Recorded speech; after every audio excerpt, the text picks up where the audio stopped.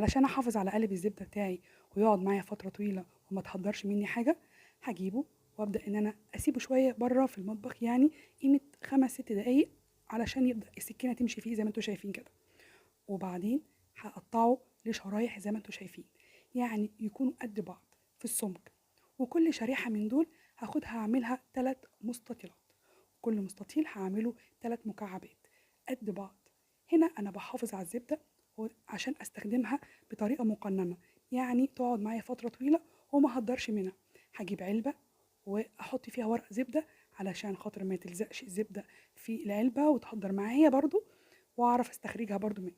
واحط ده كله على بعضه في العلبه، وما تخافيش مش هيلزق في بعضه. اول ما تتجمد كل واحده هتطلع لوحدها، وهتستخدمي مكعب او 2 بالكتير في كل وصفه، حاجه كده خفيفه. وكمان هتستمر معاكي الزبده فتره طويله في التلاجة، ومش هتخلص على طول.